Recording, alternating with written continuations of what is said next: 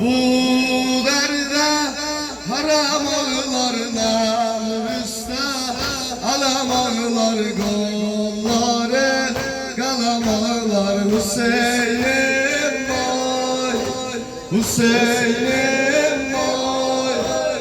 Bu derde haram ağlarına üstte alam ağlar golları kalam ağlar Hüseyin'im vay Hüseyin'im vay.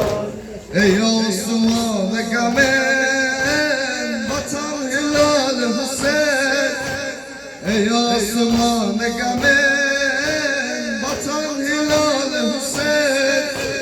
Gedir bacın sefere yürek yaralı Hüseyin, gedir bacın sefere yürek yaralı Hüseyin.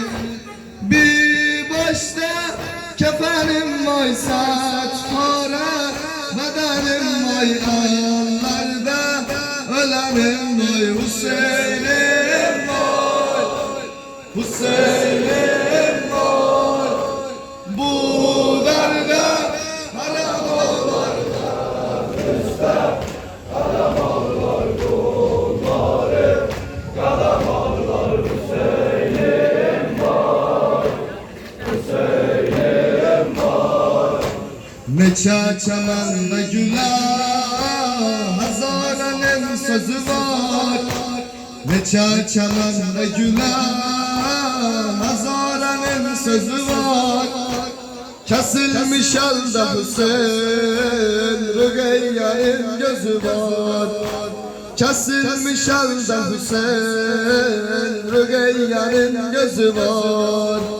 Ayrılmay budağından pişmaz et, konağından doyupsun ayağından Hüseyin'im vay Hüseyin'im vay.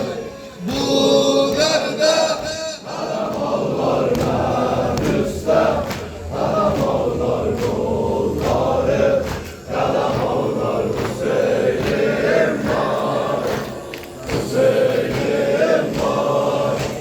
Ne hal marifetin bu çölde mene kerem, ne hal marifetin bu çölde mene kerem.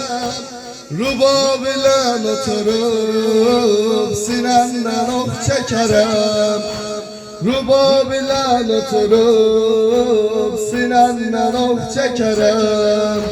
Bu derde haram ağlarına üstte alam ağlar golları kalam ağlar Hüseyin'im vay Hüseyin'im